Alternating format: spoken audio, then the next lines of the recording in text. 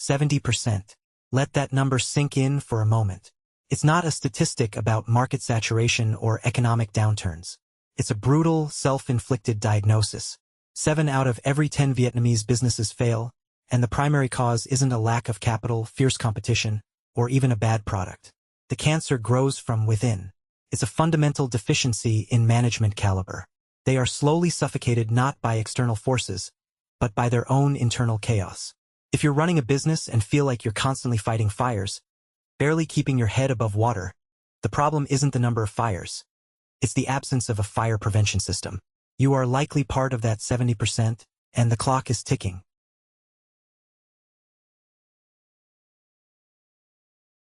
So, what exactly is this elusive thing called management? If you define it merely as giving orders and micromanaging employees, you've already missed the entire point. At its absolute core, management is the disciplined pursuit of your unique value proposition. It is the relentless hunt to identify, amplify, and exploit that one thing you do exponentially better than anyone else. Think of it as a series of calculated maneuvers, a strategic playbook of actions designed to achieve a specific objective with finite resources. Management, in its purest form, is the art of achieving goals through people and systems. And this art is not built on a single skill but rests upon 4 distinct, non-negotiable pillars. These pillars represent the hierarchy of organizational survival, and the absence of any one will cause the entire structure to collapse. The first and most foundational pillar is planning. This is the architecture of ambition. Without a plan, you are not a visionary. You are a wanderer. Planning begins at the stratospheric level with strategy, the why and the where. Where are we going? Why does this path matter? This grand vision must then be ruthlessly distilled into long-range plans, which are further broken down into actionable annual and quarterly roadmaps. Consider the construction of a skyscraper. No reputable engineer would break ground without blueprints, material schedules, and phase-by-phase execution plans. A business without rigorous planning is that reckless engineer. You might have energy and bricks, but you'll end up with a pile of rubble, not a landmark. The planning phase answers the critical question: what is our destination, and what is the logical sequence of steps to get there?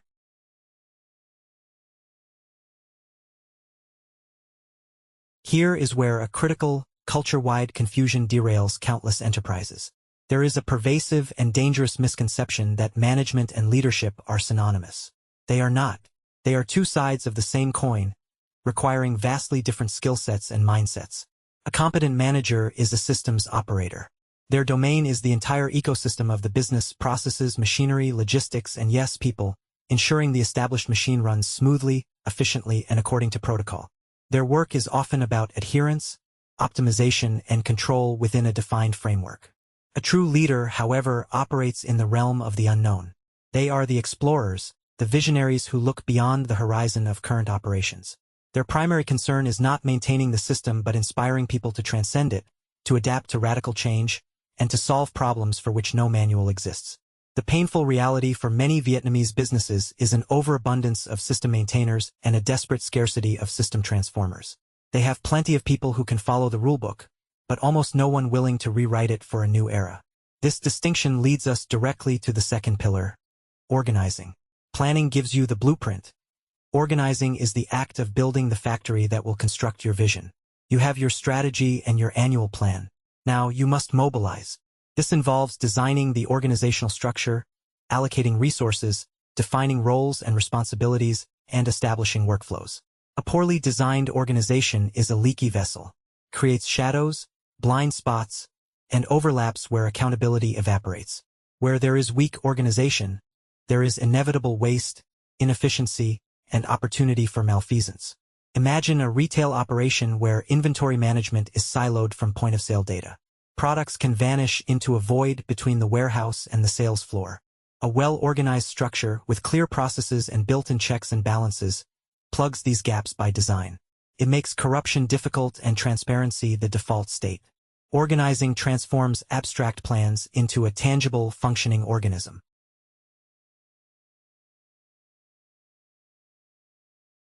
But an organism needs a driving force, a will to act. This is the domain of the third pillar, leading.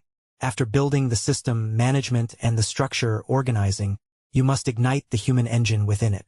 Leadership is the influence that motivates a team to willingly and enthusiastically pursue organizational goals. It transcends job titles. It resides in the ability to communicate a compelling vision, to build unwavering trust, and to navigate the emotional landscape of a team. A poor leader blames the system or the team when faced with failure. An exceptional leader is defined by their response to the exceptional, the market crash, the disruptive new technology, the internal crisis. They are the ones who must think on their feet, make decisions with incomplete data, and assume full responsibility for the outcome, good or bad. They must be able to say, "Follow me into the uncertainty," and have people actually do it. This pillar answers the question, how do we inspire people to give their best to a plan they did not create? However, inspiration without accountability is merely motivational speaking. The final, grounding pillar is controlling. This is the mechanism that ensures the ship stays on course. It is the feedback loop of reality. Without effective control, promises become platitudes, plans become forgotten documents, and goals become wishes. Control is not synonymous with oppressive micromanagement. It is the systematic process of monitoring performance, comparing it to established standards or plans, and taking corrective action when deviations occur. It is the dashboard in your car. You don't wait until the engine seizes to check the oil. You monitor the gauges continuously. In a business, control mechanisms include financial audits, performance reviews, project milestone assessments, and quality checks. This pillar transforms a group of well-intentioned individuals into a disciplined, results-oriented team. It confronts the uncomfortable truth that human performance, left unchecked, will naturally drift toward the path of least resistance. Effective control brings that drift back in line with the intended trajectory.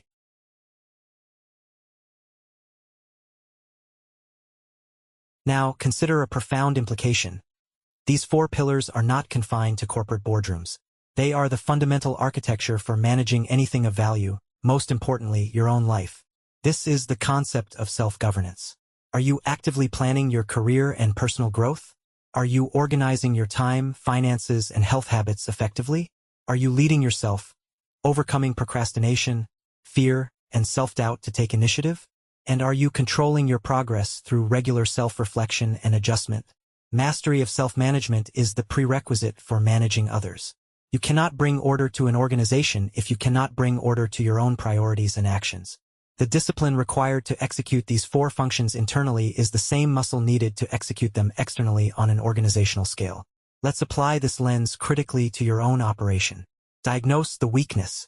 Is it a planning failure? A vague, uncommunicated strategy that leaves every department rowing in a different direction? Is it an organizing failure? A bloated, confusing structure where people don't know who is responsible for what, creating friction and wasted effort? Is it a leading failure? A culture of compliance rather than innovation, where no one feels empowered to make a decision or challenge the status quo? Or is it a controlling failure, a lack of clear metrics where success is ambiguous and poor performance has no consequence?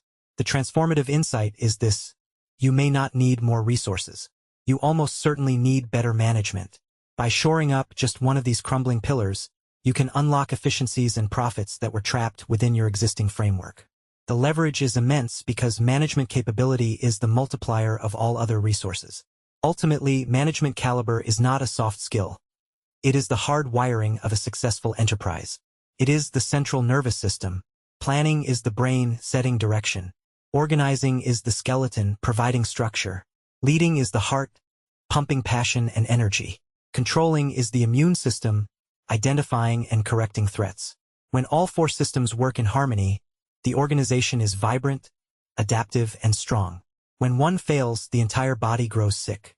The 70% statistic is a testament to chronic illness in the business ecosystem. The question for you is not whether you are immune. The question is which pillar needs your urgent attention today.